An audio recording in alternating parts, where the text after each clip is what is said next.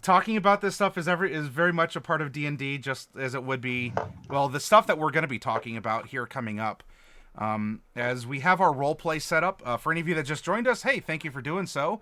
The players have just come out of a rather arduous boss rush, and now they're coming to terms with themselves. They are getting to reshape their characters, respec their characters.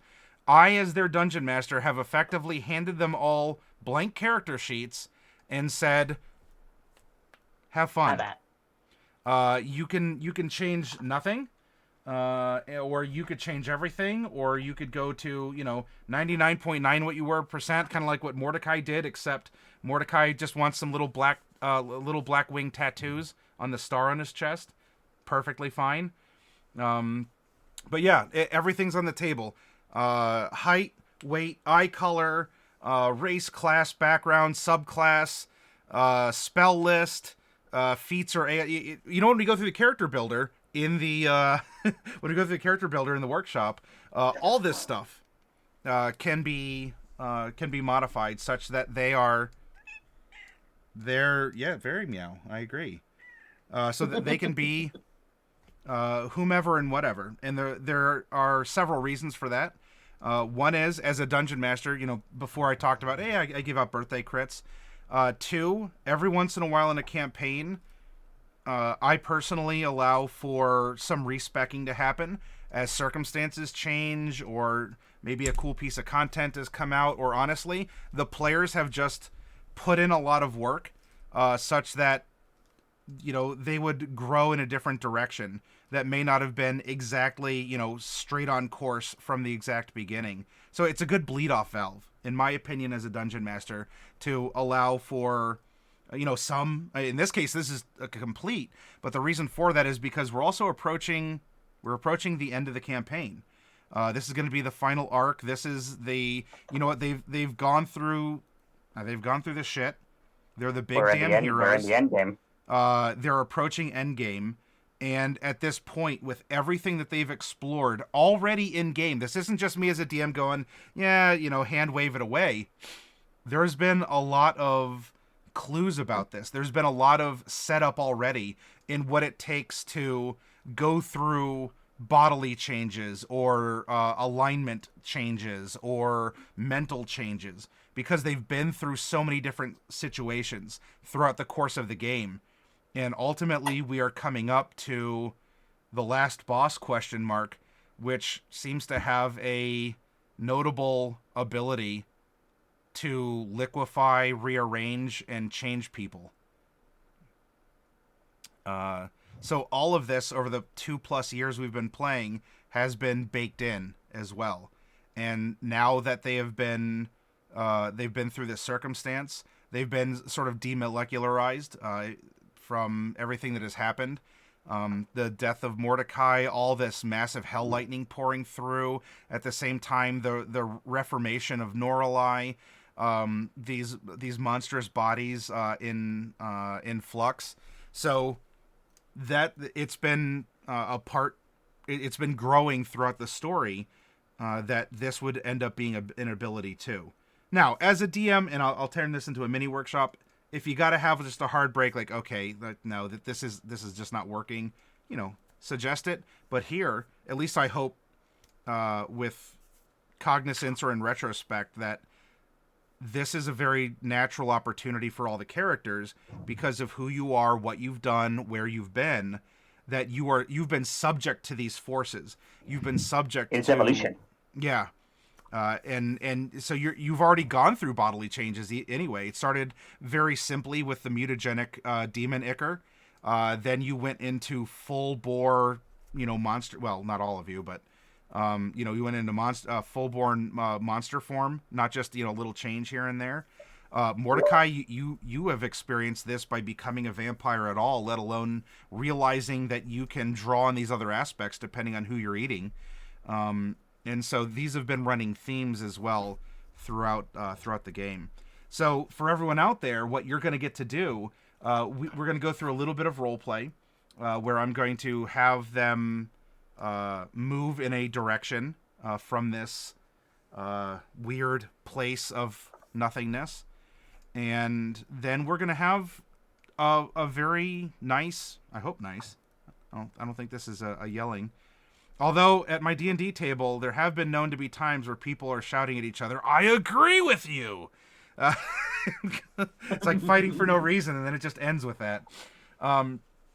As we talk about the party, we talk about, what they want to pursue next. Builds, as they look at themselves as individual characters, let alone what is the composition of Chroma Company. And as a DM, I am not going to force all right, someone has to play a tank, someone has to play a healer, someone has to play this. If you all want to fall into that yourselves, you can.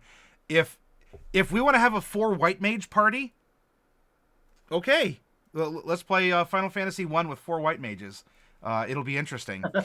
Or if you all wanted to be barbarians and just, proactive healing is killing the enemy first, because then they can't damage you, that's fine as well. So whatever it is you decide, it's important for me as your DM to listen in so that you're playing the characters you want to play. You can be a cohesive unit in a natural sense. Now, I mean, Norlai, you might need to bond a little bit. Rebond with Mordecai and Bright. The professor's a new entity, so I don't know. You could be suspect of them or not. I don't know. But that's a part of the fun about the journey. But I will. Let's just talk about it, right? Okay, ma'am, I need can I get my mouse back? Thank you. I know it's a mouse. Let's turn. The web cabinet's facing us. She's got her beautiful face always in it. Oh yeah, for you out in the audience, you don't get to see this, but behind me is the camera that my players see, and they just have this lit up profile of Nisa's face.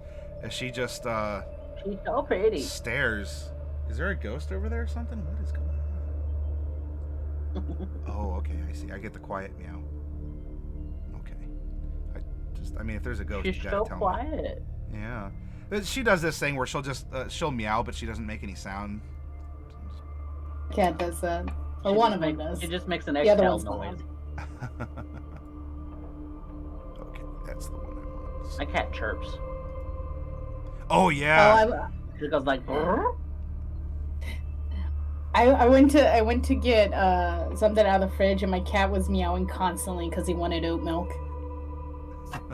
Oh, what a BB! I'm like, fine, I'll give you milk. It's not like you just ate an hour ago. So it sounded like you all were mostly locked in. We know that you're generally humanoid. Didn't sound like any of you wanted to be a minotaur, like DJ, or even a centaur. But if you wanted to be a centaur, I won't stop you. We could all be dragons like Casimir. Dragon party. Let's be just. I want to be regular old damn Mayor Mordecai. Old man Mordecai just wants a simple life. I guess there's no purple dragons, so... Nobody cared who I was until I put on the mask. I had a purple dragon in my homebrew campaign with my heads up, like IRL friends. The villain of 2 campaigns, actually. That was a long burn. That villain was a lot of fun. All right, anyway. So, Norlai, to go through this, and if you all want to roleplay, don't let me stop you, but you are going to actually be able to, as the one who's the at least former, though they don't know it yet, chaos mage here, you are actually the static, like you're the rock of the party around which they can form, because you're formed, you're determined, you have your shape, you can control and manipulate these forces, and you can lock in a vague shape as you are starting to like materialize them and guide them through this process of choosing themselves. And as I described to Bright, there is there's a feeling of direction. You know, there's a go back to Oiho, and you know, back there, Miss Merkuri effectively said, "Look, you can experience this, or you either experienced it or acknowledged it. With your all's willpower, you can rule that place. You could use it as a base of operations, as an escape, as just a place to grow prominence or anything. Just, you know, Mordecai, you could go back and take over the circus and make it into whatever you want it to be. It doesn't have to be all about, you know, like hanging bodies and gross stuff. But you do have the chance that if you wanted to be a part of that world, you would very much do that because you have influence there. Or you move forward, and moving forward would be depositing you back into Mesotopia. You know, a place that's war-torn, that has all of these problems going on, where people may not even want to serve you. In fact, they even may want to hunt you or kill you for being yourself, instead of recognizing you on the street and, you know, and all this other stuff. So there's a push and a pull, a backwards and a forwards. I'm presuming, in your own ways, you'd want to move forwards, but if you want your character to stay back, not necessarily retire, but if you wanted to say, you know what, kind of like Casimir really likes being in a position of power, and this place offers just that. But now we see Dark Wolf piloting Norlai, so you all can leave a character behind if you want to use your blank character sheet to form a new one. That is up to you. Norlai, I presume you want to go back to Mesotopia and find your brother. Mm-hmm. I lived 10 years as an entertainer. Was alright. Fulfilled me for a time. But it's time to move on. And while I feel like there are some things that I will never lose, there are different focuses for me now. I have a mission to complete. Okay.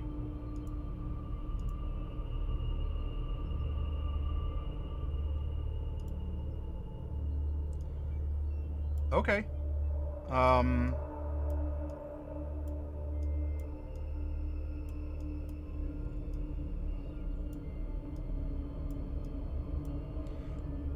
And Professor Cypherius, do you want to go back and rule in heaven, or would you rather be ruled over in Mesotopia by administration, by, you know, other historians and peers or clergy or people who have seniority, even if you have more experience? What is your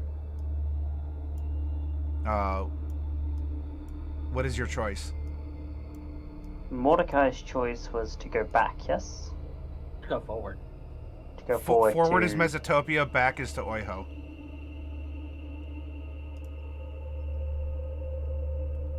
I am one who learns about the past, but one cannot learn about the past if they simply stay where they are. And so as such, I am going forward. Okay.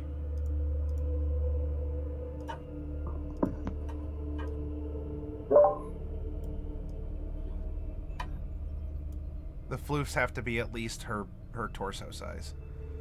Okay. So we have these shapes that are manifesting out of the disintegrated on every level, yet still, you know, you're contained. They can still work. They're just separated. And you all have chosen these vague forms. Pardon me. And Norlai is able to, in a sense, put this static field around you to contain the swirling potential that is inside each of you. That said, you can still feel You know, Mordecai, if you think you'd be better with you want a size 12 boot, or you want a little bit more height, you want to stomp around in 15s, you can still change that. You're not totally locked in, but you do have a form that you can almost now not just feel because you expect the feeling of manipulating your fingers or swishing your tail or whatever, but you can. There's actually like a particulate moving static.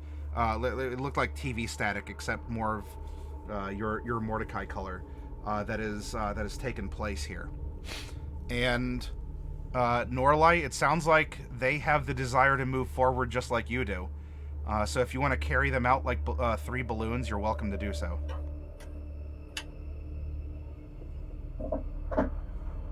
Wait, real quick. Yes. Then I put on an orc head for just a couple of seconds. Yes. And then I switch it back. Okay. Okay. If you could test that, perhaps whatever comes ahead too, but I guess it's the guaranteed shapeshift while you still can. I walk forward with my balloon party. Okay. Yep, so Norlai's just kind of carrying you out on these lightning tethers. And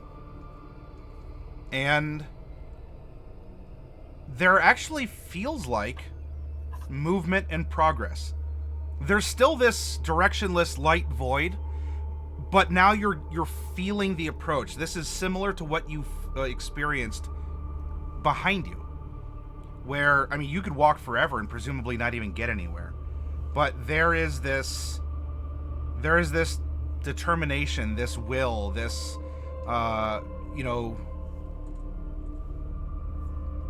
something that is now providing substance where there was none before. Where you are creating the way out because this is what you're desiring to do. And ahead, the light and the where it kind of like looks like a misty grayness begins to turn more horizontal and is now filling the sky. And where you're walking, you can start hearing, though you can't see, crunch, crunch, crunch, crunch under Norlai's boots. Is she wearing boots?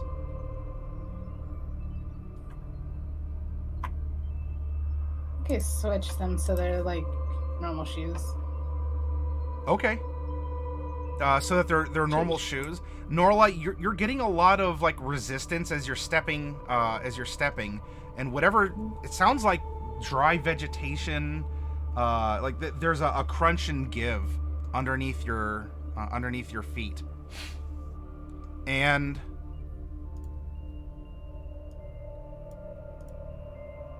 then it all opens up before your eyes, and you are in a field, a dark gray sky with roiling clouds, wind. There's probably even some drops of rain in the air, but it hasn't opened up just yet.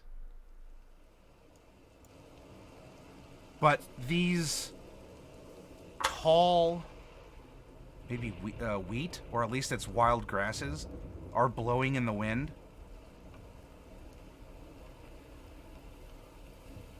They are brown and crunchy. Presumably it's autumn. Oh, we missed my birthday. I'm 18 now. Oh. That would make me 30.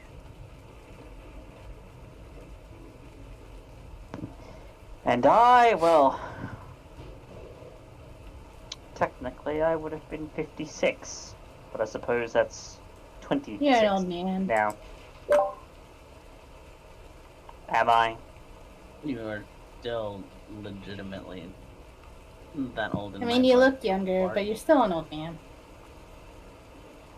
Yes, thank you You for have that reminding me. extra 25 years of experience. You're still going to be an old man. Yes, say that to an elf and see where it gets you.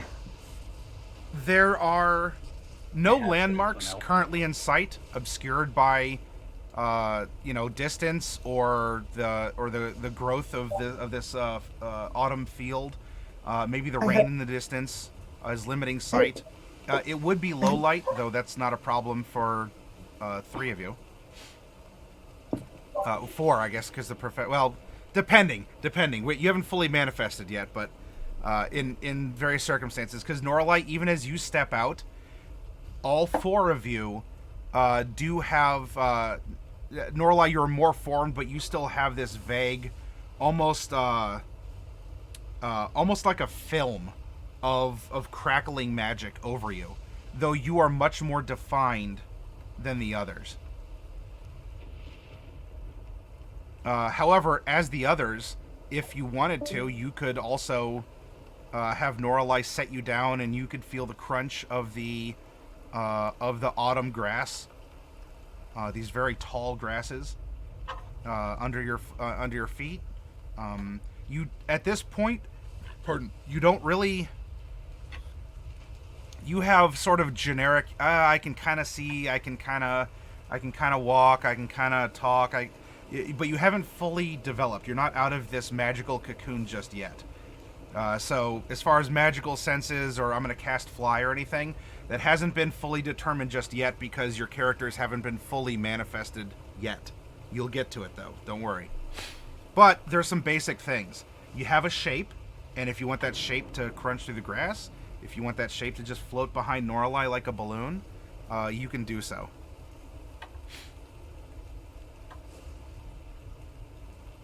Mordecai just kind of allows himself to step on the grass for a bit. He doesn't really have... He has pseudo clothing, right? Doesn't look like he's naked.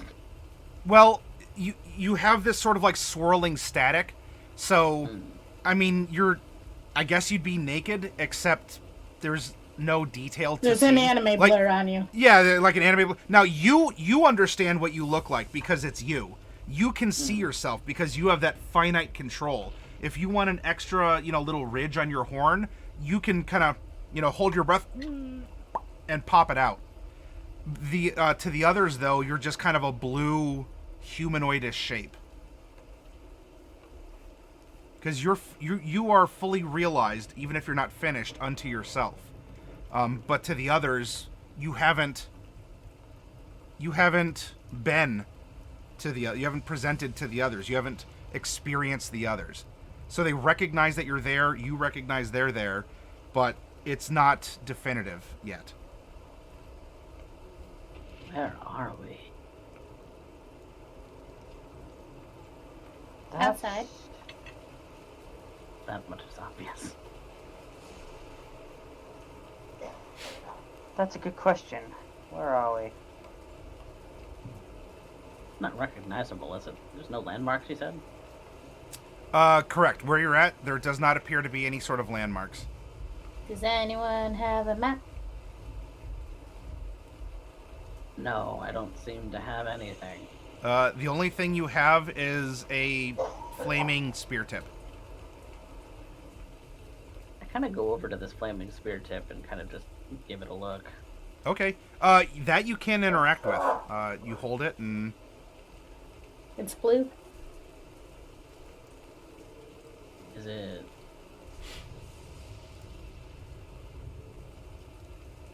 Is it shaped like a spear that I'd be able to use, or is it far larger than that?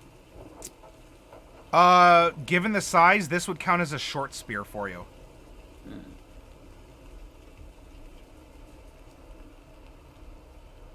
How weird. Considering Miss Merkury's just the tip as a short spear, that should say something.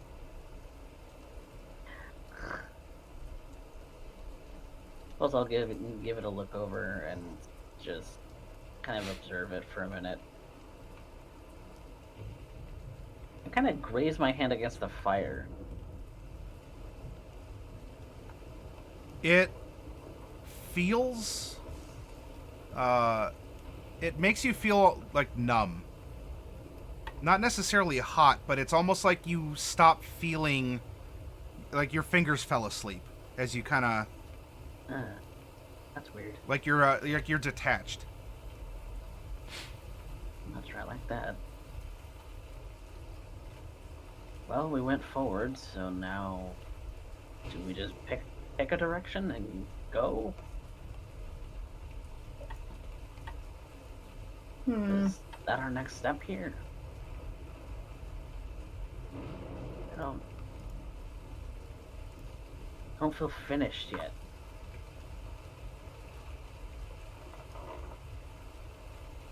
Well,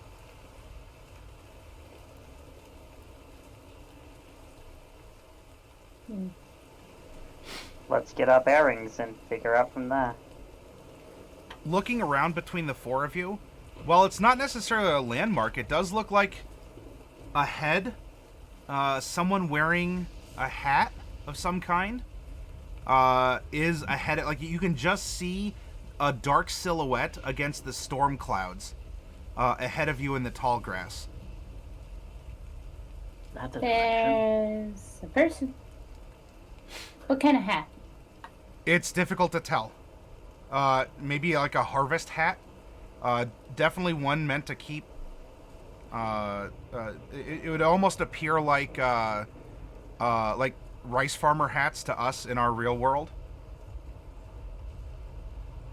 Like very wide, comes to a point. That's a direction. Why don't we go that direction? Yes. Toward the person we go. Mordecai's kind of gonna lead the charge in this. Okay. Sure. Yeah, Mordecai, if you want to be sort of set back down and have your feet manifest on real ground, you can feel the grasses like crunching and like bending and snapping as you're walking. Professor and I guess we don't have Bright with us. No, Fluff had to dip. Fluff got the on-call, because that was a thing. Oh, shoot. I'm sorry. Yep, there it is. Okay. Professor, do you still want to be carried around like a balloon, or do you want to be set down as well? I'll be set down and I'll walk. Okay. It's been so long since I've had legs. Okay. Then yeah, in your general shape, yet you're still feeling all the potential contained within within. You are at least getting that tactic or haptic feedback from walking. You know, you're hearing the crunch, you're feeling that give of the stems underneath your shoes or your feet. Pardon. I guess we'll just have Bright be a balloon for right now. She's an NPC. You can just drag her behind. Norelai, you are still providing this. Like you're still tethered to Norelai, but Mordecai and Professor, you're walking, and flying doesn't feel like something you can do right now. You feel terrestrial. I just have you guys on a leash. Yeah, and so Norelai's leading you on a leash now, on an electric leash. And you continue to move forward towards the person. The person is walking perpendicular to you. So they're going west east. You're going north south. As you're approaching, are you trying to wave and say something to see if someone else can hear you besides each other? Do you want to crawl through the grass? Do you just want to bound and do whatever? Now, Norelai does kind of have a crackling, electricity thing going on, so stealth may not, be super effective, but... I think I want to casually approach. Okay. Not stealthing, not being noisy or anything, just casually approaching. Okay. Professor, same. Are you all walking up just as a group? Yep. Okay. Although Norelai, you ask, I don't know, do you want to ask Bright to sort of take the shape of a balloon? Just become like a round thing that you're carrying? You don't have to. If you want a floating gnome, you can have a floating gnome. I just keep the floating gnome for now. She's been having trouble keeping her shape. Okay. Yeah, she seems to be in flux. Maybe she hasn't fully decided what or even who. Because Mordecai was doing a pretty good job, actually, of getting to that core. And, oh, man, when you name dropped her own name on her, oh, I got chills. I love that part of your conversation with her. Mm.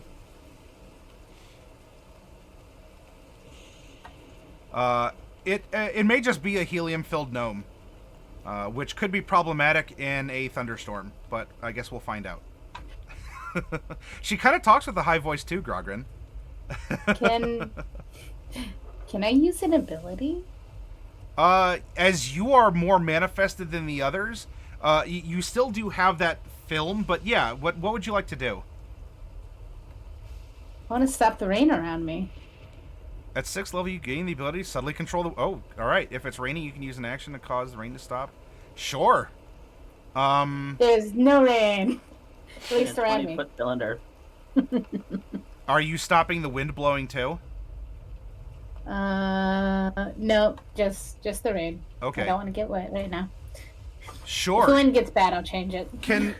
Yeah, it's not terrible. Like it's blowing, but it's not gonna like blow. It's not a hurricane or anything. It's just a chill autumn storm. Casual rain. Okay. So the rain just kind of stops around you. Mordecai and the professor, you see this happen. Well, that's nifty. When did you learn to do that? When I was in the thing. I don't know what it's called. But I didn't want to get wet right now, so. She didn't want to get wet. She applied her will and it stopped getting wet. I mean, I just got these clothes. You know? I don't want them to get, messy. I've never been someone who's been opposed to the rain.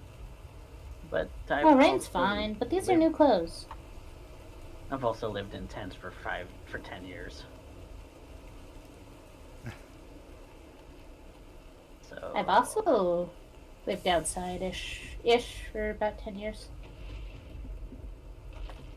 10 years? How? Wait, since you were 8? Well, 7. So I guess almost 11 years. Damn. Poor Norhalai. But it's okay. Mr. Halbert took us in, so it wasn't that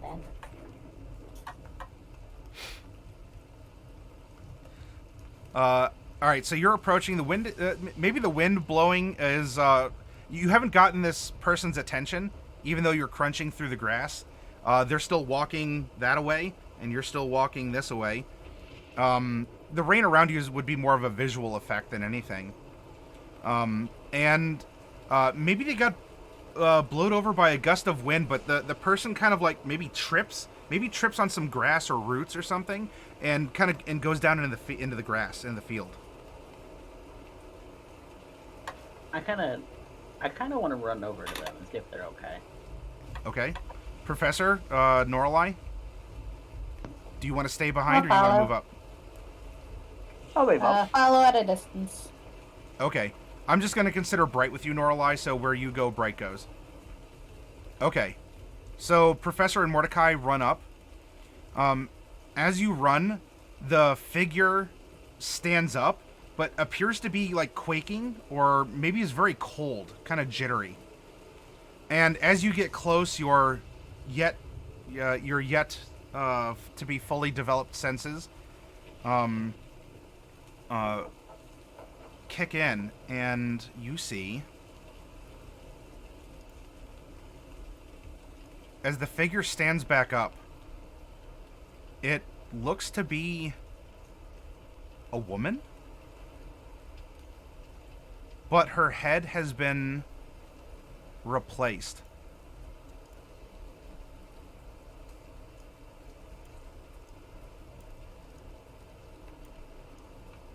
And coming off of this pyramid, this triangular prism, is a lot of like wet black tendrils and it just moves in an errant, disturbing fashion as it picks itself back up and just continues to walk.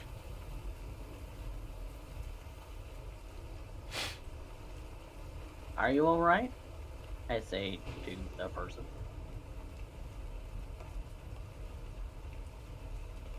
There seems to be no recognition.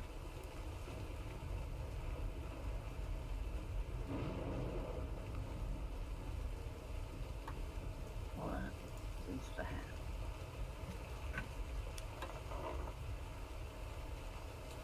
Never seen anything like that before.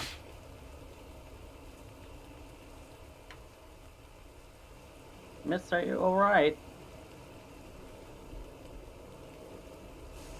No reply. It continues to jaggedly shake and walk. I look in the direction that she's walking from. Is there anything that I can see? Blowing field.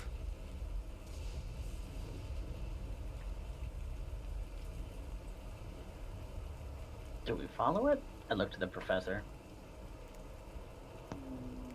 Nods is like, there's nothing else for us to do right now. I don't like this.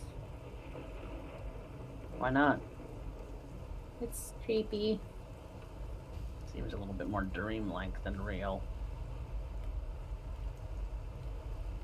Are we in a dream? Doesn't feel like a dream. Although the lady is weird, so maybe. Let's stick together and follow her then. The figure presses forward. I mean, the wind blows, and on a particularly strong gust, it is, it kind of resists, and it's not toppled. There are a couple times where perhaps some thick brush will snag the dress, or will cause a little imbalance if it's a sudden gust of wind. But it seems to press on regardless of you all there. I mean, you all can see each other. You're glowing with magic. But whatever this thing is, presses on. After a short while, there's a distinct tang as you hear several crossbow bolts being loosed from the grass. And there's sparks which are quickly extinguished by the rain and the blowing wind as the crossbow bolts ting ting bounce off of this metallic head of this creature. And in a language that one of you understands, but you all have heard before with its intonation or use, there's some sort of a shout, a command, or something in anger in Gnomish. And several gnomes pop up and yell, and there's a few spells that are loosed by them along with the bolts. What are you doing in this present scenario? Hey, I don't speak Gnomish. Bright, what are they saying? Bright only taught me the curse words. True. In the meantime, Probably a couple of those were cuss words. kind of ducking in cover. What were they saying? They were shouting, pardon. It's one of them, attack. I get away from the thing. The pyramid head woman. Okay. So we don't get hit. So I don't get hit. All right. Again, despite the fact you have this pink balloon gnome floating in the air, all of you are magical. Even these gnomes, none of them turn and point or anything along those lines. But you see that... Pardon me. You see that several magic missiles fly through the air in a very beautiful, if not graceful, pattern. Because style points are something among the gnomes here, and they land on their target. they have no effect on this thing. It seems like they didn't even exist at all. A couple crossbolts. Ting, ting. 2 of them bounce off the head, and one of them lodges into the creature's shoulder, which does make a meaty sound. But this creature doesn't seem to notice and presses onward. It actually leans forward and seemingly is using the weight of its head as to help it now fully charge towards the creatures. And I don't a like that. cry that is just chills you to your bones that you don't even have yet, but you do, but you don't. Just, ugh. Nope, I don't like that. Does it look like a construct or does it look like an undead? Maybe an undead? It's... the way that it moved was really weird. Although now that you're seeing it like this and you're putting things together, Mordecai, it could be a construct, but this seems to be a being of flesh and metal. And one with black tendrils coming down from the metal. And it has a I'm gonna big... try and pop off a sacred flame on the creature, on the construct creature thing. You go to manifest, and nothing... Like, I did it, but I didn't. It didn't seem to manifest yet. Pardon.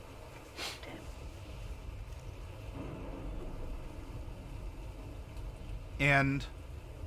Professor? Pardon. I'm gonna try and fire off an Eldritch Blast at this thing. Sure. You do so in your impossible math. Also, you went through the motions. It feels like it should manifest, but it hasn't, as you haven't fully manifested. But it feels like this is something you want to do.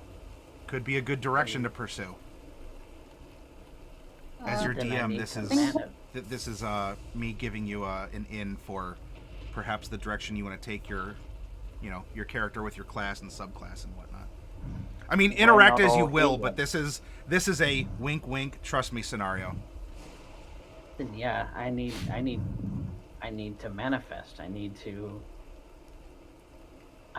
become real to help with this thing.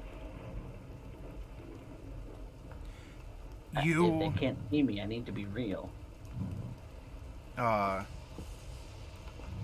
Okay, so I have to do this. I have to do this, and you, I guess, begin thinking about yourself. You contemplate who you are, what you are, and you're more than just a shape. Like you're having to go through a whole list of yourself to approve, deny, change, add to, take from. Pardon. Mordecai, you are inwardly turned and contemplative. Noralite, what are you doing in this instance? So where's it running? In this example, we're going to say it's running toward the tree. Because there's a Where's the couple tree? gnomes that popped up over here. I am going to attempt to lift it into the air with my mind.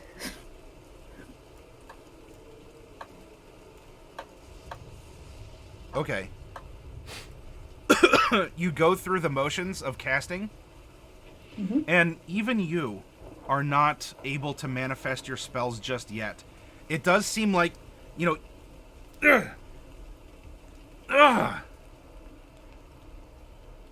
I did it before. still something that's not realized or has happened or has cooled off or peeled off or you've emerged from. Whatever it is, you have the will and the desire, but some kind of a barrier is keeping you from interacting.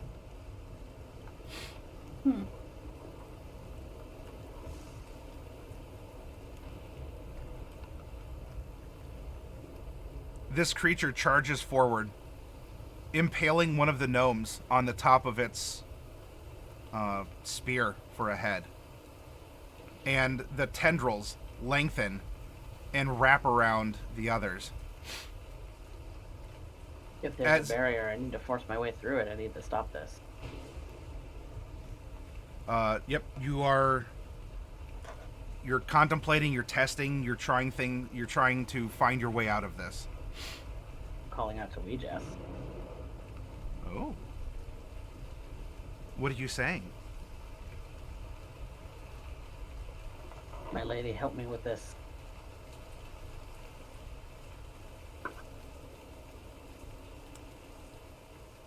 You plead to Weejas, something that you've certainly done a lot more reading about, however recent it is.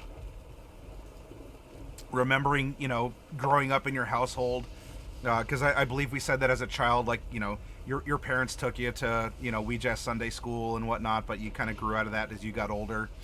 Mm-hmm. So you begin pleading in this case. The tendrils work their way into the two other gnomes, and they begin quivering, almost melting. And their mouth hangs open but moves to the side, and one of their eyes splits into two eyes, and then a third one, but it kind of just sort of goes up the head. As this creature stands up with the middle gnome twitching on the end of the spear. And then the two gnomes that have been, in a sense, liquefied, end up moving together and twisting together into a creature with mouths and faces, well, two faces in particular. Eyes that just seemingly peer everywhere. The armor and equipment that they were wearing also is taken up into them, such that you see, part of the, one will open its mouth in a very, almost like a wavy pattern, and there's a crossbow inside that almost just acts like a tongue before kind of coming back in. I don't like. The creature, the woman with the pyramid head, with a gnome atop her, dead, continues to walk onwards. Still not taking notice of you all. Despite anything you might have shouted or said or tried to conjure, while the conjuration didn't manifest. I mean, you had approached this character, this person, no recognition at all. The gnomes popped up, attacked. She attacked back and is continuing to wander. The mouth thing kind of slumps off into the field. You can tell where it's at because you can just simply see the grasses bending.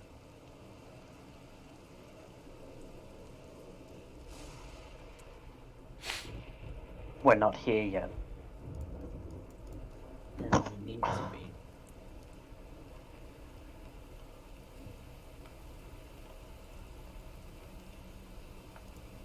I think I'm going to attempt to affirm my sense of self and my existence.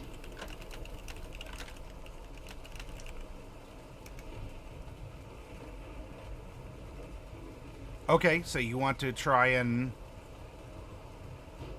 will yourself into existence? Mm-hmm.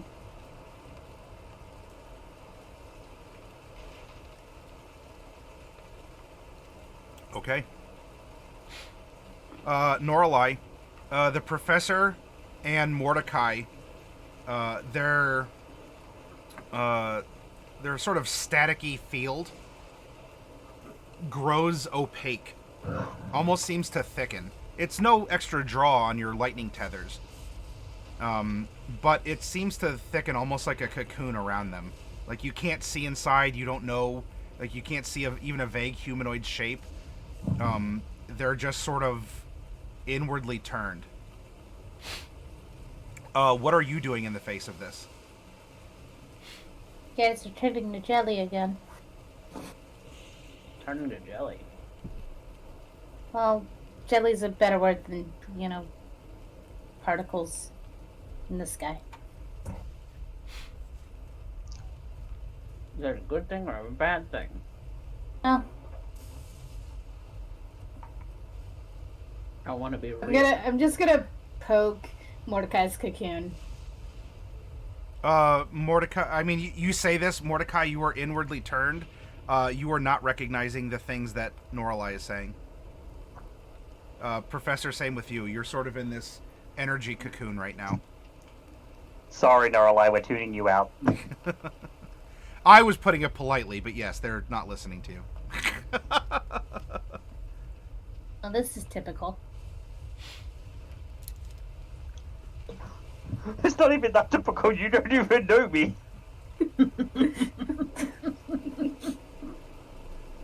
Adults don't listen.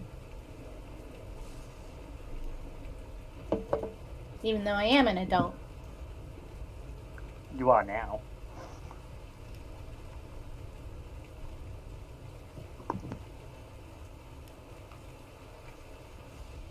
I still have that spear, right? Yes. I want to throw it at her.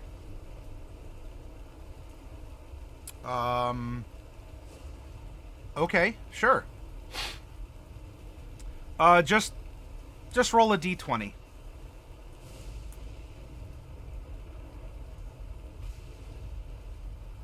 Okay. Typical. You have this spear, accounting for all the thises and that's, manifestations, wind pattern, blah, blah, blah. We just rolled a d20. The spear does, it doesn't pierce and break your cocoon, but it can seem to manifest outside of it. It's thrown and whizzes past the lady with the metal head. Never was very good at that sort of thing. Roll one more d20. This is kind of for poops and ha-has. Okay. That's a 12. While you don't hit the lady with the tendril head, the spear does fly beyond, and it does impact the creature that was slinking through. It was a bit of a wild throw. The wind might have caught it, but there is kind of a screech, and there's a flare-up of the spear. Then your cocoon kind of closes off once more, and you are within yourself.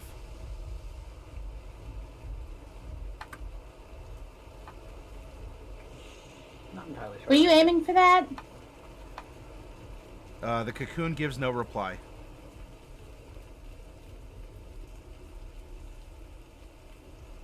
Is that creature was that something that was?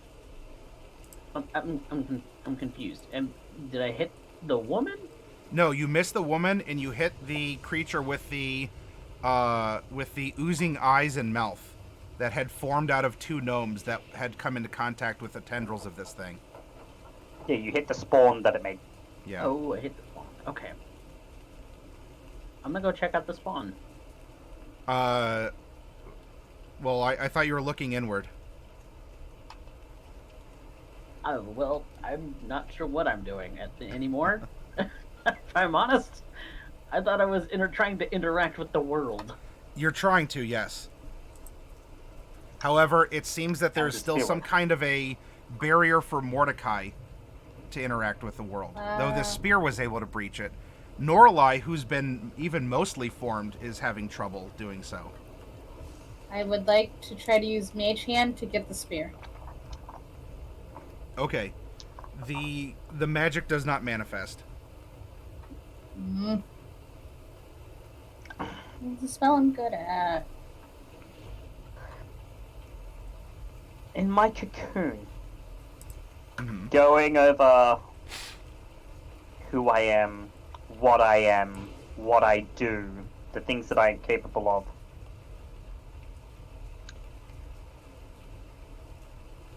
I am going to attempt to summon a weapon to hand.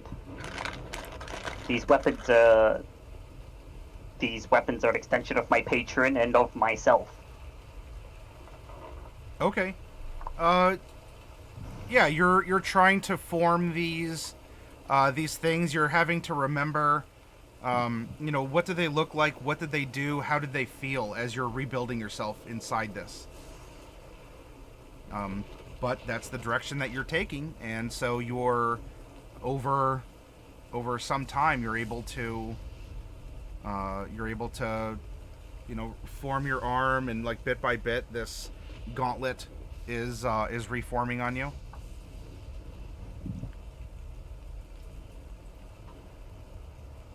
All right. After the gauntlet and the idea of the patron, it'll be the knowledge and the things that the patron gave me, the spells that I now have.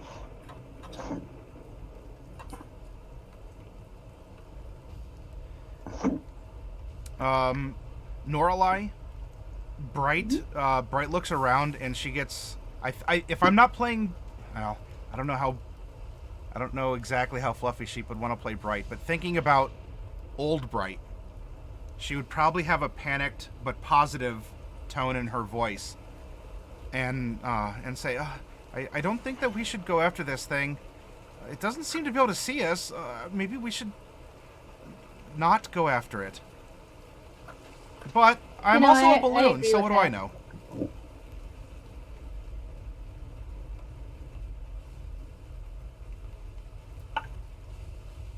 Maybe we should just go the opposite way? I don't know that I can hear her. I'm manifesting Celine's book. Sure. As far as item.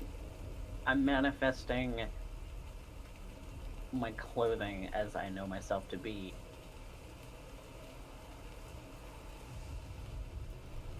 But I'm also manifesting the holy symbol that she used to use. For mundane stuff, and I mean, Celine's book isn't like mundane. That sort of stuff, absolutely, you can repopulate clothing. Do you want boots or shoes? Things along those lines. You're forming yourself in here. And I'm forming myself with a weapon to defend myself with. Okay. Which is? Likely something easy to carry. I know that I've used a wand before. I want that wand back. That wand helps me manifest things. I need that wand back.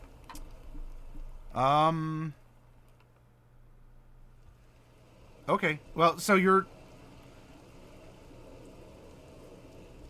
we'll get to that, the minutia of your equipment.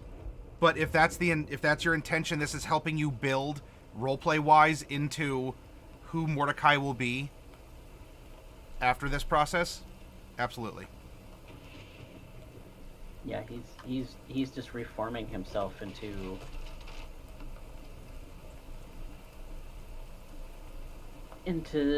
someone on a dedicated mission.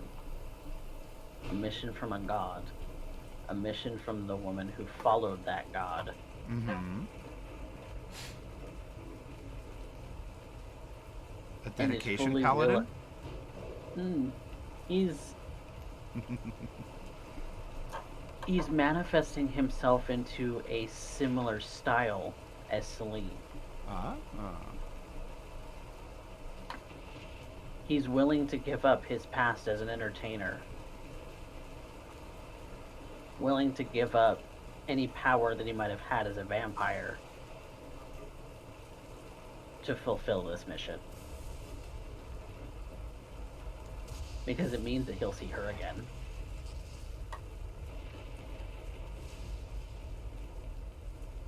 Okay. I like it. I like what you're doing there.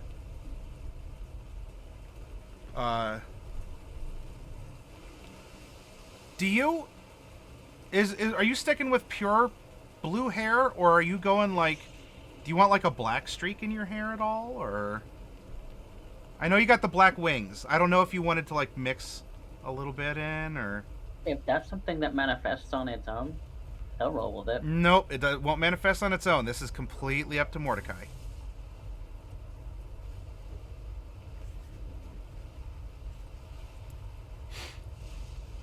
Subconsciously, it might. Alright, well. You will be able to put those little details on when you emerge. Professor? What... So, you know, we heard Coffee Cat go through a process of sort of explaining the direction of Mordecai going from Lorebard into not Lorebard. Are you going through some sort of a similar process, or are you refinding yourself, and are you happy and confident? Can you take us a little bit into a narration of the direction that you're taking? Yeah.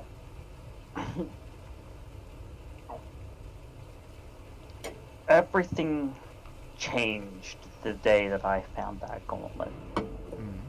The day that it became a part of me, I in turn became a part of it. It and I are the same.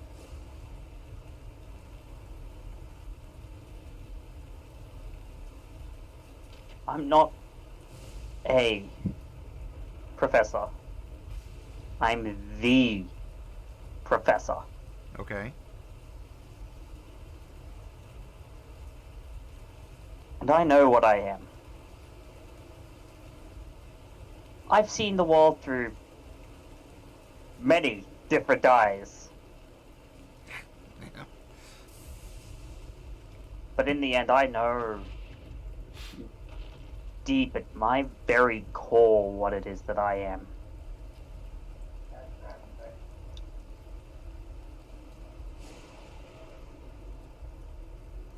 I'm a wielder of the royal bloodline magics of the Shadowhar Empire.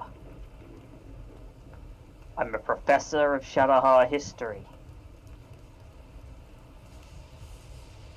I'm just a little bit insane. But to do what it is that we do, you have to be just a little bit. But I'm a half-plate wearing, sword and board using, big thunkin',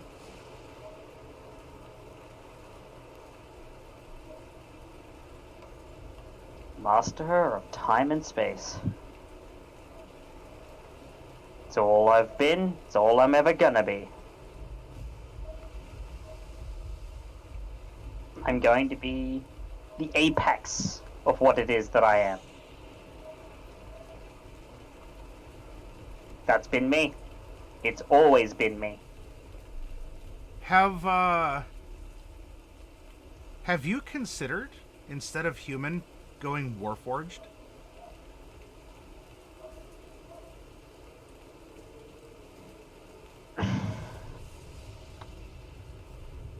My body is purpose-built as it is. I've glimpsed the gears of fate. The great machine of reality. I am what I am and how I've been for a reason. My core is my core, and there is nothing that'll change that. And part of that is me being human. Okay.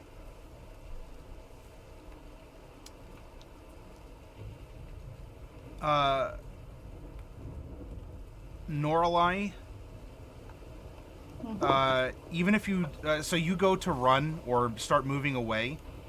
However, Mordecai and the professor have almost become these fixtures in the world. They were able to manifest and crunch on grass and whatnot, but even before that they were flying until they weren't flying anymore. Nothing seemed to really interact too much more with them. But now in this cocoon state, there's a weight. There's almost a fixed presence, and you are tethered to them by this extension of yourself. You guys were supposed to be balloons. Well, Bright is still a balloon. I just pull on the tethers to test them. And even Bright is looking a little, like she's looking around. She's a little panicked. I guess, I better do this too. I guess, here I go. And she'll just, turn opaque. I'm going to attempt to cast darkness to hide us. Okay, you attempt to cast darkness. It does not manifest. However, all this time it would seem that you have not been seen or interacted with by the gnomish soldiers, the things that they became, or this weird pyramid head lady. Maybe it is a dream. I can't do anything I want to do.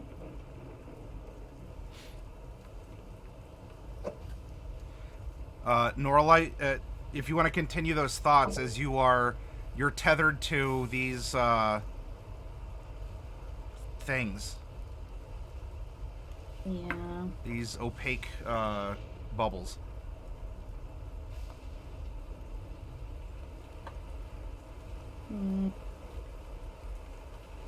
Can't do too much.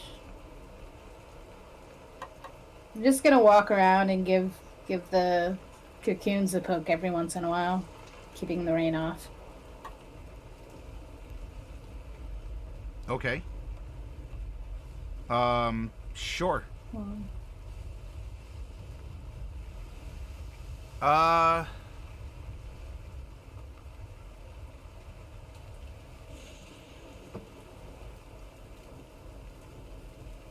For you, Norlai, on the outside here, time is going to continue to pass. The storm will blow over, but lead into a damp, foggy night.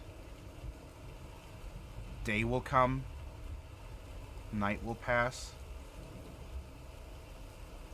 Some gnomes come out to the field.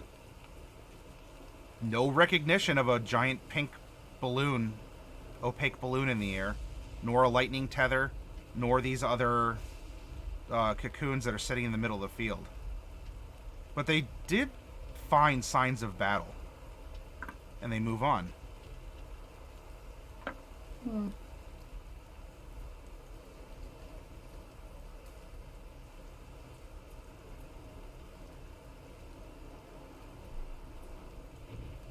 By all rights, they should have seen you.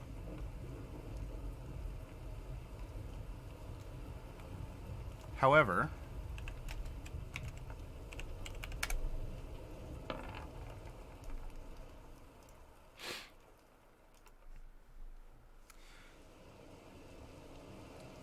they do find the spear that was thrown, the spear tip. They say something in Gnomish. It seems to be happening very quickly around you. The day passing to night is just... It's almost like when you're inside that device. Like, time was passing, but you had nothing against which to measure it, so it's almost like it didn't even exist. One of them made an excited noise. Presumably the leader shouted something very sharply, and the other one pulled its hand back. And then there was a shout to continue off in the direction where the grass was broken. But they seemed to be at the ready. But you did see that when the person held up the spear tip, it was still burning, but he ended up dropping it. So the spear's still there? Yeah, it's still over there. It's not within walking distance, since I'm tethered, right? Correct. but it's I'm gonna try there. to mage handed. I'm gonna try to mage handed again.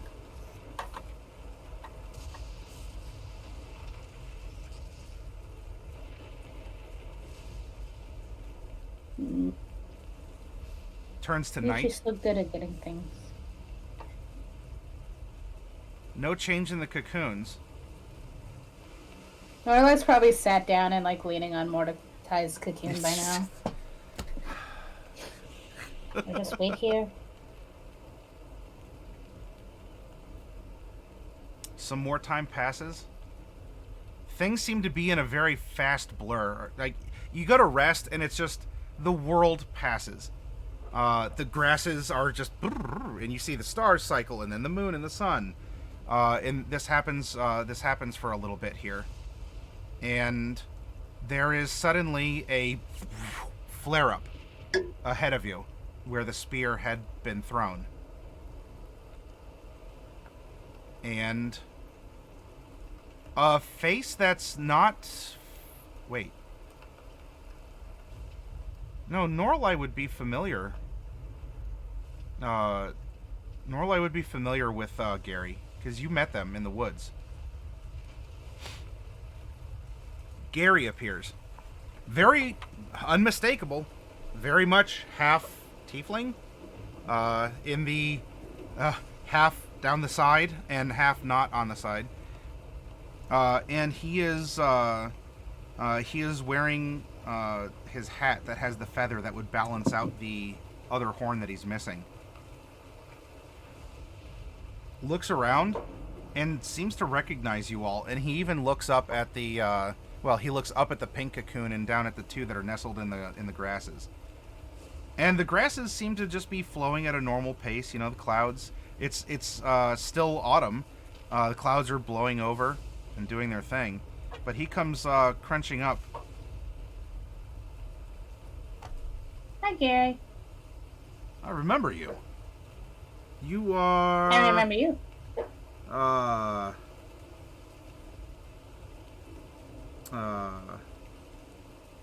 You are... No, guess.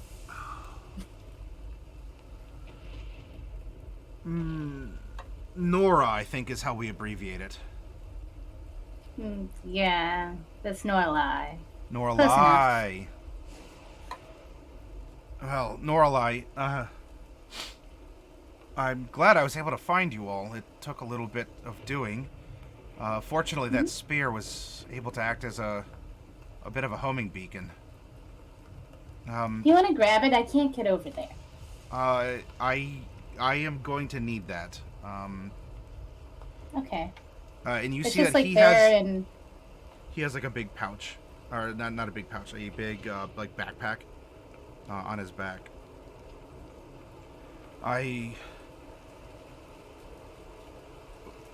Those are the others. Oh, I see. This one's Mordecai. Yeah. The one floating is Bright.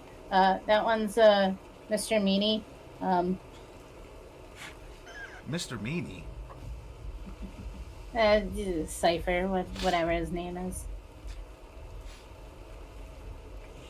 Well, it looks like they're going through that process.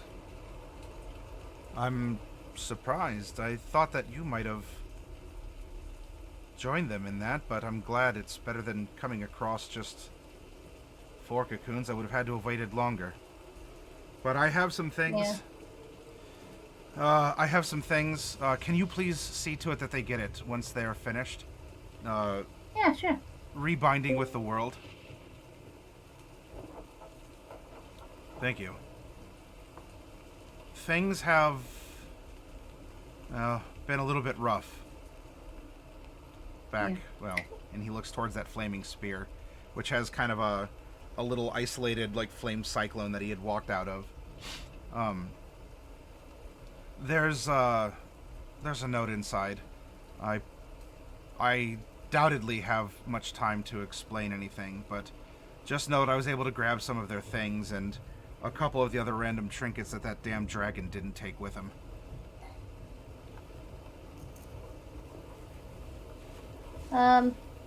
So is your dad okay and your brother? No, they're dead. She never listens when you tell her that. Woo. Oh. Do you want to stick around for a bit? I've been here for a while, and it's really quiet, and I don't like that. I understand the crushing loneliness, but it's just me. And if I don't go back and I don't do the things that I need to do, then that dragon will win. And I don't want that to happen. There's been a lot of loss and a high cost has been paid. It'll be explained. But, and he gets kind of a weary look at it, like real time, real space, real feelings have just kind of manifested on him, or he's just finally allowed himself a moment to actually to exist and not just be someone who's doing a bunch of stuff, but to actually be a person. And he just sort of, he holds his head on the side that doesn't have the horn, pushes his cap back some. It's so tiring, Lorelei. I don't know how they did it. But someone has to.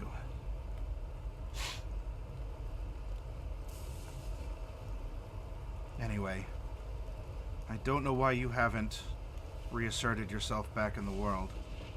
Being back there takes a bit of a toll. Whenever I would go through with Dad and my brother, well, it's something you don't never get used to it, but it's something that you have to do. You have to will yourself back in.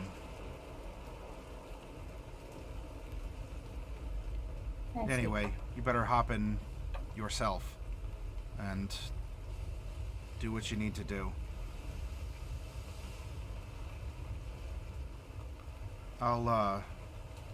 Maybe I'll see you all around, but I've made it quite difficult to return for the time being, if only to help seal that silver bastard in.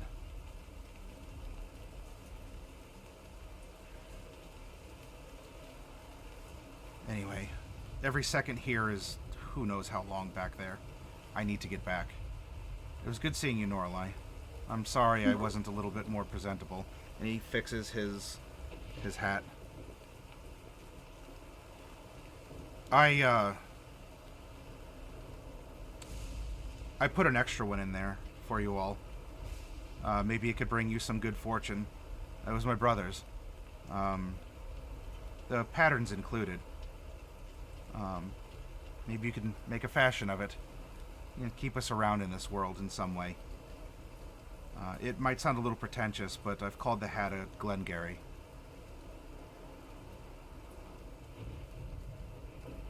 Anyway, he turns, starts heading back towards the fiery vortex. Good luck. You too. Looks around. Looks like things have really gone to hell. Especially from what I've heard. And he steps into the cyclone. Flare up, and it disappears back into the grass. The fire never consumed the grass, though. But yeah, there's a big backpack full of stuff, and pardon, Gary's gone.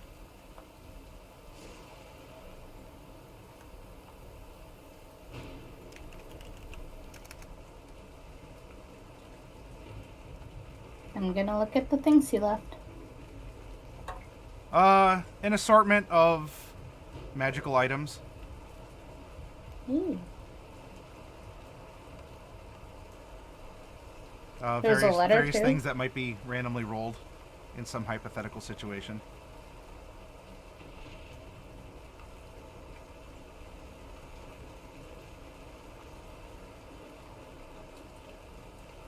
I'm gonna put on the hat for now.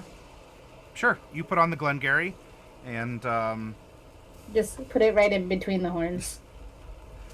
I gotcha. All right. If none of you got that as players from the way back when, this joke has finally come to fruition in episode 101. I go for the long game, the slow burn, everyone. Anyway. Okay, so you're wearing the Glengarry. Mm-hmm. What are you doing? I'm still just sitting here. Okay. Day passes. Night passes. You guys are that taking shape that forever. Coffee Cat's camera's doing as it just sort of cycles and...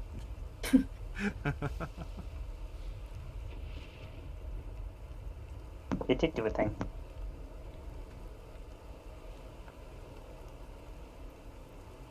Oh no, we've lost lethality as well. You're dropping like flies.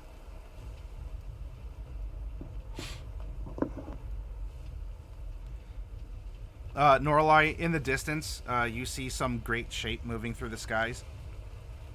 And then it's gone. I didn't get a good look. It was tough. It was pretty far away. There's still this kind of static barrier between you and the world. Hmm.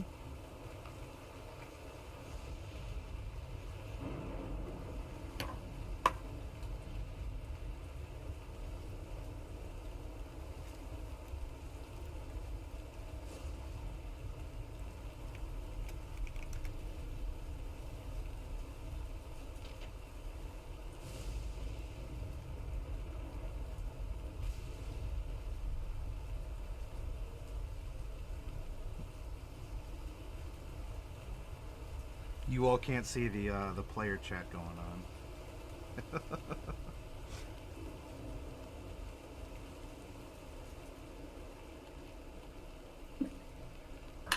Well, there's been after this time, there's been no activity in the cocoons. They don't pulse, they don't glow, they just are.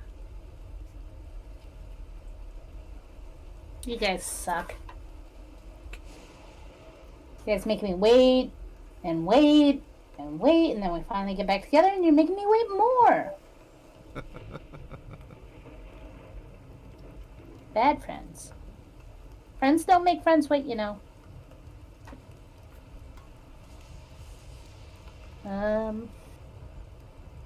She's gonna stand up and walk around a bit. Okay. You stand and walk. At some point in time, this character with the pyramid head walks past. Doesn't even seem to recognize you. Or these cocoons. That's good. Hmm.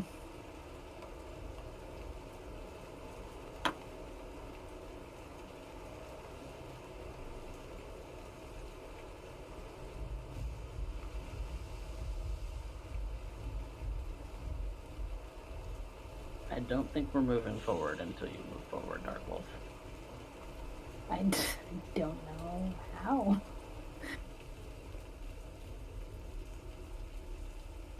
Well, you're a tiefling sorcerer. You gotta focus on your tiefling sorcery. She's already tried that. You tried casting a spell. She also tried casting an innate spell. Yep. She's also used the her what? ability already. Yeah, but You're you not in know that reality you're a yet. tiefling. But the world doesn't know you're a tiefling. Yeah. You gotta reassert yourself by thinking about who you are. She already has. You have That's to the whole yourself. thing. You have to yourself. You gotta do it harder. Gotta use the big thunk.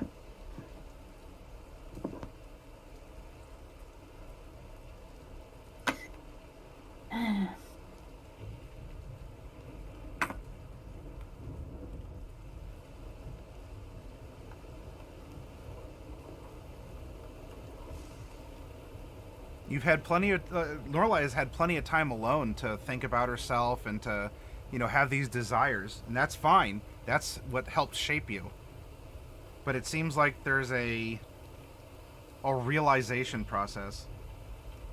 And Miss Merkuri would have explained as well, the way that Oiho in general, that place, that world worked, was the assertion of one's will, and how the paths are walked differently, but they all seemingly meet up when they need to meet up. Mordecai, well, Norlai wouldn't know this, but Miss Merkuri could have explained how it could take a person an hour to walk from one side of the city to the other, and someone else who doesn't really know where they're going could take days to reach the exact same place, because they don't have the experience, they don't have the will, they don't have the directive, they haven't asserted themselves. Now you're coming from this place, and you have this weird kind of magic about you that was born from this contraption that Miss Merkuri was working on. So you've kept your shape, Mordecai, helped by having your bones, conveniently enough, that you could assert yourself upon your remains and manifest. But you manifested in a place where it was easy to do so. Here, you are going back to a world that doesn't know you or expect you or, want to fight you or help you.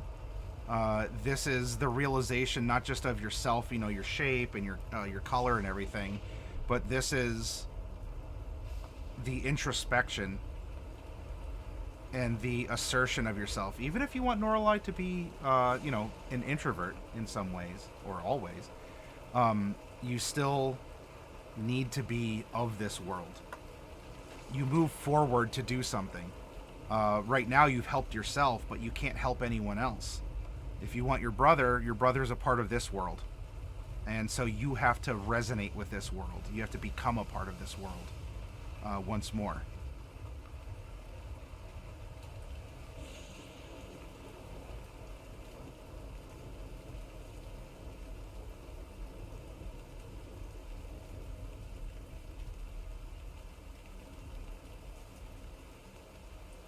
So in this, what would Norlai think or do? What does Norlai feel like she needs to do in order to help Loki?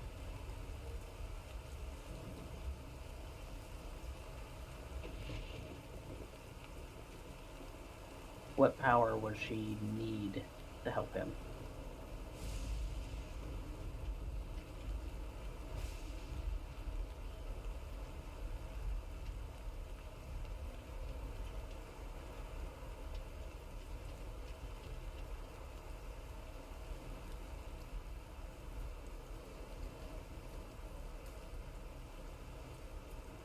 Who does she need to be?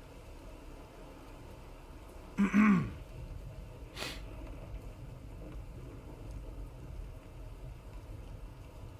there's not exactly any one right answer. I, as your DM, am not fishing for a magic word or for you to regurgitate, a particular thing. But this is just a fun little character introspection exercise that would springboard into you going from being a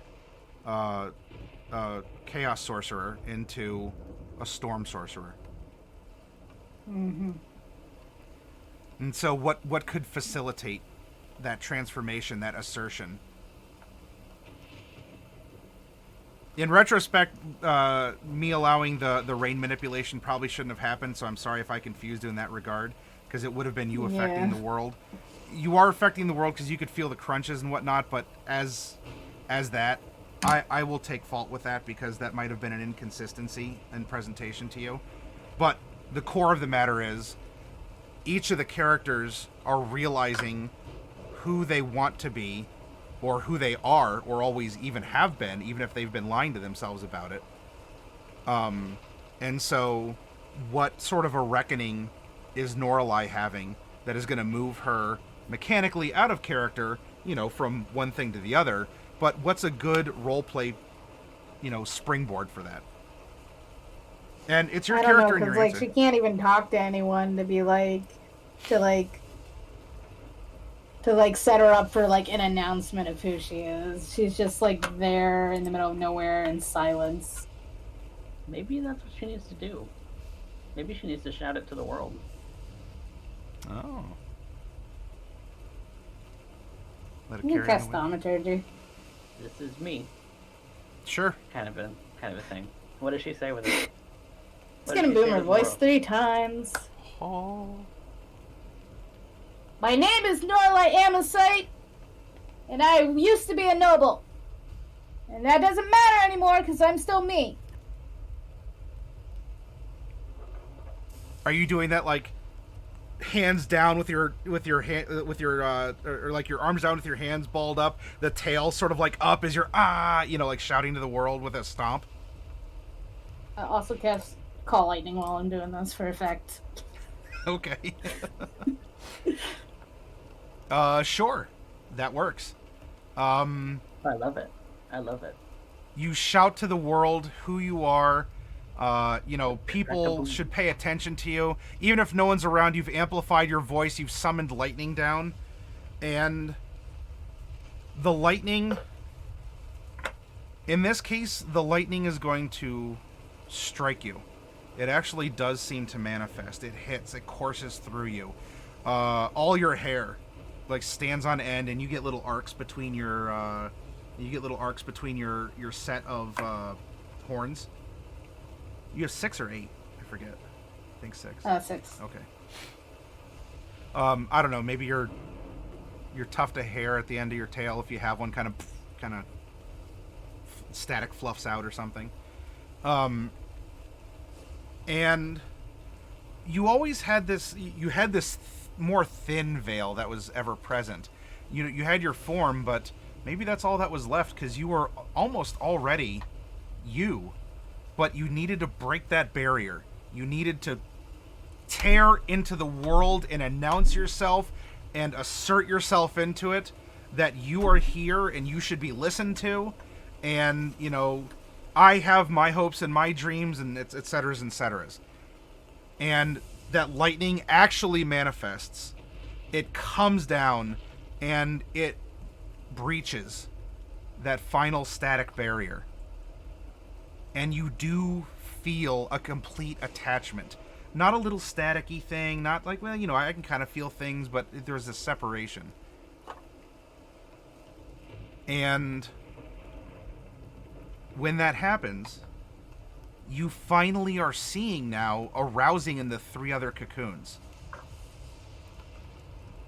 As this was the day, this was the time, and this was the place for the realization of these disparate people, maybe desperate too, but especially disparate, to have this awakening in this breach back into the world. And as the exteriors just fade away, that then leaves, well, however they'd like to end up being, but it will be their final forms. However, to pause real quick, lethality, do we need to end because you got to go live? I have like 20 minutes, half an hour. Okay. Then what I'll do is this. You will have a week to finish your characters. Description, if you want to draw your characters or whatever, that's up to you. Or find a representation, or if you want to readjust your tokens or whatever else. I am going to give you a set of parameters for the loot. Because I'm taking 2 steps ahead. You can fill in the details, but you're all going to emerge. You're going to emerge back into the world. You can smell you can smell the fall air. You can truly feel the cold temperatures. The grass isn't just a texture under your feet, but you actually feel a part of the world. And it is invigorating and probably even scary as you're reborn into it. Quick detail, Mordecai, are you still alive or are you a vampire? I am alive. Okay.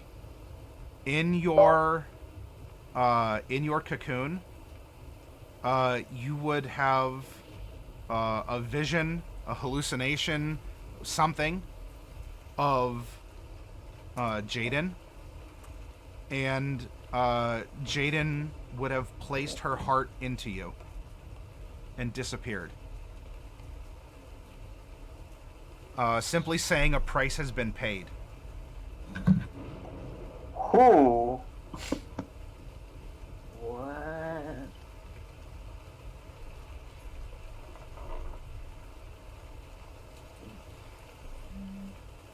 I'm so confused. But you are alive. You have a beating heart, and you have life flowing through your veins once more. You are no longer a vampire. It's true. Giving what she could to bring you back to life. A life transference, in the most literal of sense. Yeah.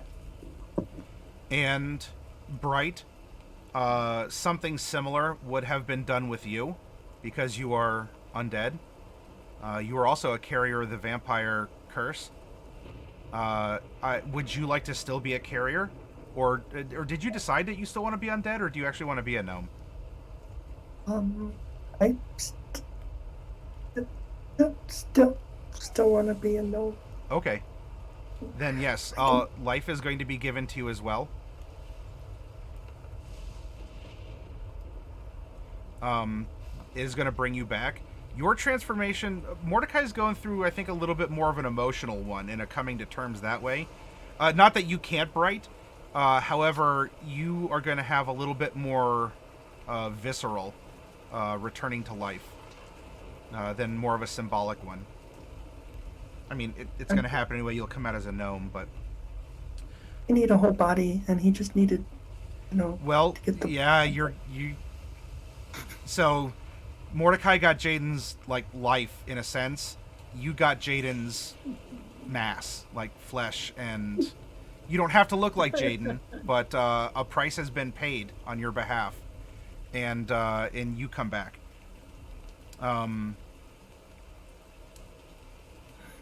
Professor, I mean, you just have your extra eyeballs fall off, and other stuff happen inside there.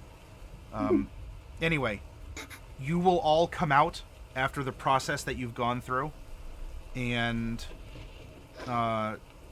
Norlai can fill you in. There's a big bag full of stuff. We'll go over the stuff. You can have a discussion of what will happen and the things that are going to be going on. And what I will do is I will... let me make sure this is the right one. Okay, yes, this is the right thing I'm trying to find. As you're doing this, you're catching up with each other. You're sort of relearning, flexing fingers and tails and getting used to yourselves, discovering powers where there were none before. A sound in the distance echoes across the plain. Not quite that cat, but that was good timing for the meow. I know, right? And what you are going to see after you've gone through the bag of stuff... So again, there is ample time for roleplay opportunity. But you are going to see...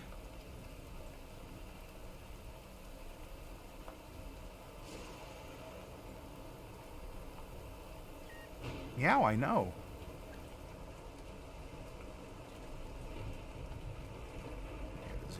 You see a cat butt. Yep, you see a cat butt. Just a big old cat butt.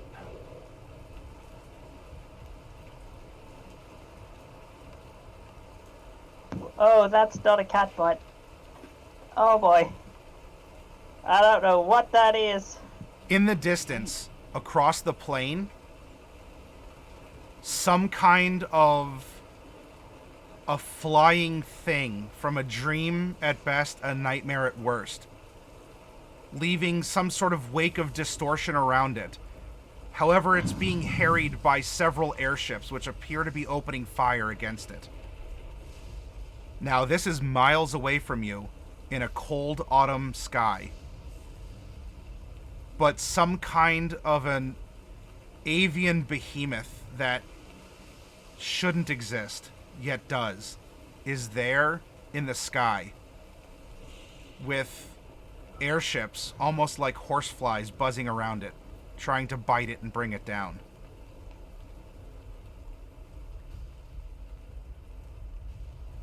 What in the world is that?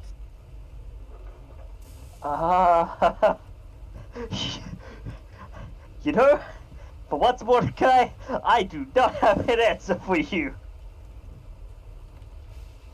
Mordecai, there is no legend. Even if this is a holdover from Bard and where you're going, this is a freebie. There's no legend that comes to mind of a creature like this. I mean, there's fantastic tales of, the big catch in the deep or whatever. Nothing that looks like this. Nothing that... This is horrible and new. Is this the work of Shunaruth, perhaps? What? Possibly. Maybe it is Shunaru. There's no Orlans and no Mercury in the way. Shunaruth comes to play. Professor, a freebie for you as well, regardless of your final form. Because I haven't even seen your final form. It's not even his final. Yeah, well, I guess we'll see what happens in future sessions. Professor, those are Shadowheart airships opening fire on this gargantuan thing.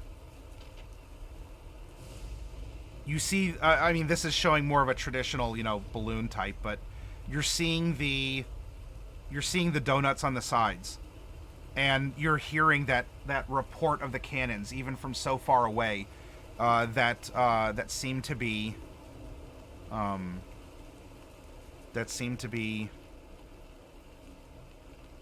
the style, the brand of their cannons.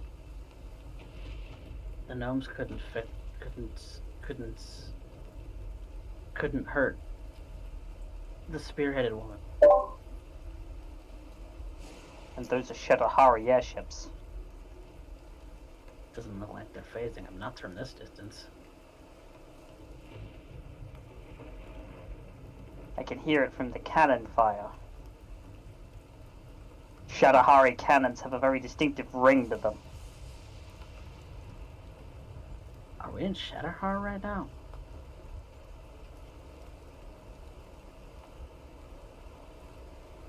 Do I see the architecture around that might... While there is some in this picture, I am going to say no. Okay. But being realized back into the world, and also being you, regardless of who or what you are now, where you were for a great long while, you have a strong suspicion, given the type of field that you're in, like this tall grass or maybe this like rye or something, that you are actually in the Fallfire Plains.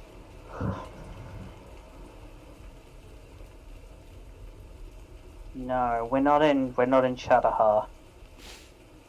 This is home. Fallfire. Across the sea from Mesomatica, yeah. That's where I came from. And considering Shadowhar is just to the northwest. Well, northwest from Fallfire. But Shadowheart's far. Fallfire's in the southeast. Yeah, it's sort of like mid-central How does west. Landios? It's Midwest Mesotopia. Midwest? I thought it was on the other side of No, on the eastern part of it's Mesopotria. right above Uct. It's sandwiched between Uct and Aslandia. Now, the Shadhar Yeah, Empire and- they were coming down from the across the Aslandian desert, but they would still be to the northeast, even of the Fallfire. Yeah, well, that's what I thought. That it was Kandor in the north, then Aslandia, going around the clock, going clockwise. So as Kandor in the very north, Yes. then Aslandia, Yep. then Fallfire. Yes. To the south, you have Uct. Yes. You have the islands of Lacuna north of Uct, between there and Mezamaska, and then you have Mezamaska. Yes. Yeah, that was the thought that Hey. I have. So, given my thought of the geography, yeah, they would be about north-northwest. Sorry, north-northeast, rather. Because it's on the eastern side of Mesopotamia. Since you discussed this, I'll offer the prompt, because I'm not worried about skills just yet, because maybe you still want to switch them or do whatever. You have a location, the Fall Fire, and the geography around it. You have Also, knowledge crater. of what Shadowhar at least was possibly trying to do. Because it's been at least several months, because it was summertime the last time that you were back in Mesotopia. It means it's been at least 3 months. However, So, you brought up a power vacuum. Now, the power vacuum was among these beings of fantastic origin. but of course, if they are removed, so too would be their more mundane equivalents. If Mercury's gone, been dealt with, then the people who she gave power probably don't have power anymore. Who would... Wait. What? Who was Mercury giving power to? Well, remember that she gave that they had pacts between Bambardalus and his 2 sons. All 3 of them had pacts with her. Yeah. It wouldn't be Oh, a wrong assumption to assume that she has others. About that. Bambardalus and Glenn are dead. Gary's still alive, but he went back to hell. Oh, Oh, A bomb That drops is on the a- party, but not from a Shadowhar airship. that is a real shame. how? How did any of them survive the blast? Well, Gary apparently did. I guess Casimir's still alive too. Casimir. He kind of gave himself to her. If anyone survived that, it would have been Casimir. And her. I don't doubt that she's still around. That would Yeah, mean but her power, she's wrong. Then she's still around. Her project might be destroyed. I don't know that she is, though. Not like we did with Orlans. We didn't make sure. Didn't have Couldn't. time. Couldn't make sure. I had to get us out. It's our only escape route. Otherwise, the whole thing was going to blow up in all of our faces. Who's to say that it didn't, given what we've gone through now?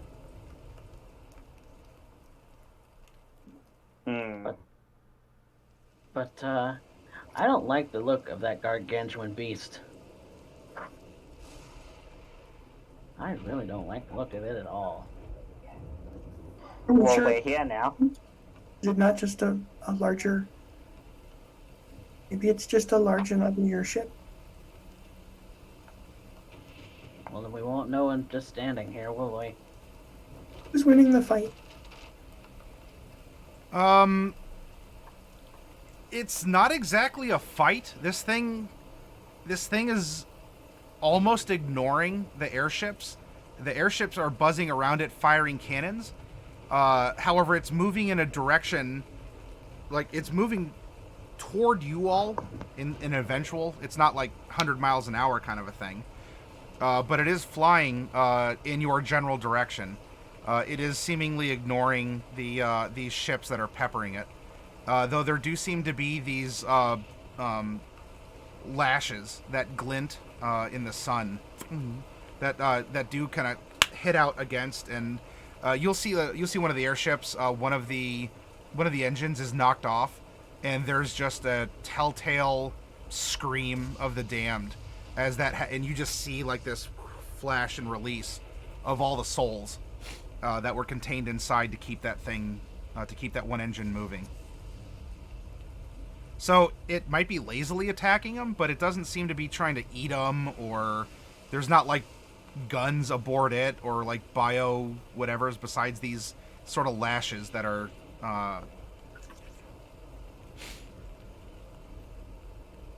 So, out of character, I have some good news. It's not Tyranid. That thing is not. Yeah, that's a thing. That's a big Yeah. old thing. It is. I don't like it. I don't like it. We should. the creature, upon knocking the engine off, opens its mouth, and a great tongue that has just thousands of faces on it reaches out and almost like licks up the ghosts and pulls it back in. Uh-oh. That's Yeah, no, definitely a that's shuddery thing. That's a flash monster. Yeah. That's like the tree. It's not- Yeah. Like the tree in Green Shield. Fuck.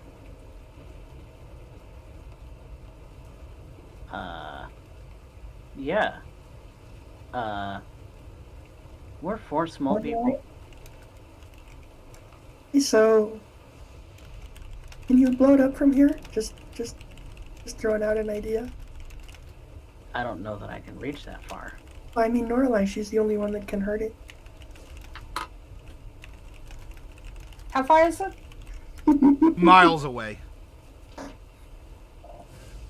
you have distance spell? Really, really distance spell? I mean, hold on. I have distance spell. Well, let me check my chain lightning real quick.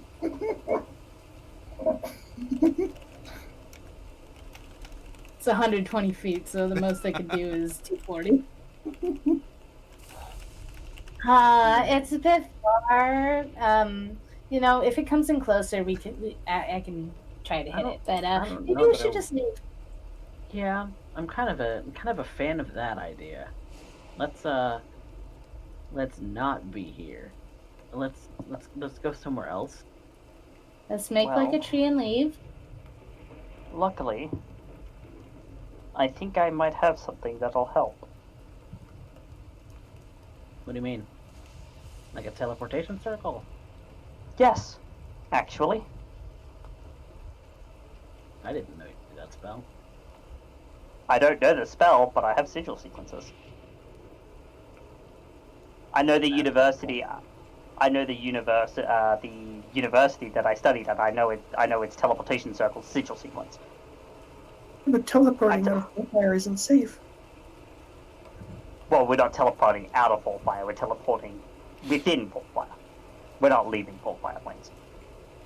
But And well, the wild magic is where that Okay. gets a little things get a little bit funky, but No, we don't want to split roofs. I mean, it's not a safe place to run teleportation. right. We probably should just walk at this point. Run till we can't run anymore. yes, gather I mean, the items and we don't have to run. You know, we could just. I summon horses. like war horses. Whatever's fastest. War horses, the fast. Yes. We could just take the horses. That's helpful. Okay, so you get 4 CR1 unless you want to upgrade and then leave 2 people behind. There's 4 of us. We can have 4 horses.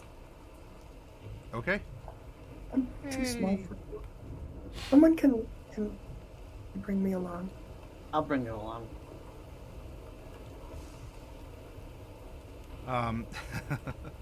All right.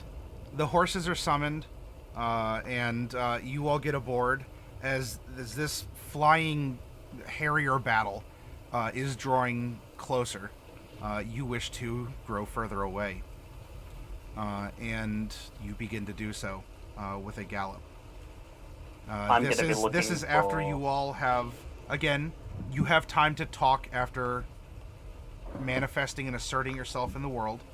You will have had the opportunity to go through the bag of things that Gary had left for you, including whatever he could take from that silver bastard.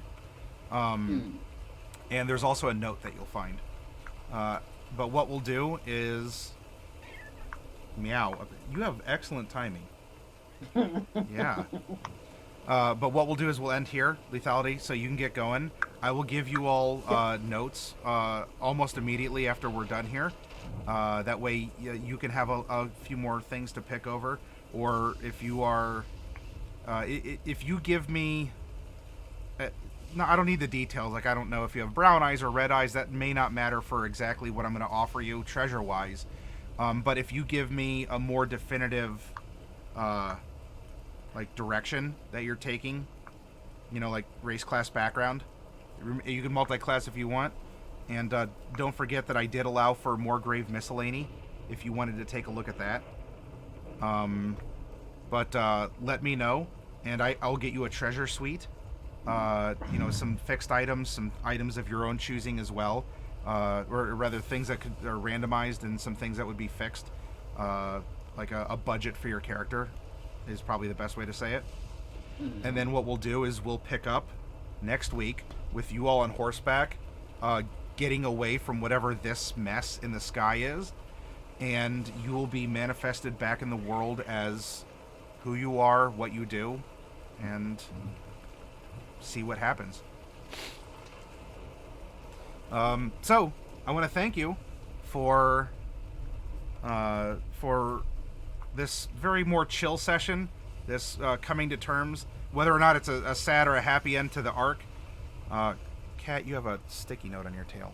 Nope, don't hide it behind the monitor. Come here. All right. Jeez. I keep sticky notes on the side of my monitor so I can take notes with me, and she rubbed her tail against it and it picked up on it. But yes, thank you for this more chill session. We didn't get into the treasure per se, but I really liked your all's roleplay, the direction. I'm sorry if my descriptor or if I was being a little bit vague in what I was looking for, but I really enjoyed the themes, the contemplation, and I look forward to seeing your characters get to know themselves and the world in which they live again, as we continue and we enter this this last arc of our story. Thank you very much for another Tuesday and for a lot of fun. Let's have... Last night we went super overboard on time, and I sort of cut off. Let me see if we can lend some energy and some viewers to someone here. Let's go visit... Oh, you know what? It has been a minute since we got to talk with D20 TV, who is playing the Elder Scrolls Online. So everyone out there, I'll be on Discord if you want to talk a little bit longer tonight. Otherwise, I'll see you around, and we're going to start our character workshop week. You know, of all the weeks for UA to come out, the one about, like, the Reborn, the Dampier... Right? All the Gothic lineages. Yeah, the Gothic lineages. You know, just when you all are stopping being undead. Oh well. And if you all wanted to, if you as my players, oh, look at that camera. If you as my players had any more particular details or some side RP or something, you are welcome to post it as well. If I skipped over something or I denied an opportunity, it wasn't intentional, and just let me know. And if we got to go back and, you know, squeeze it in, that's fine.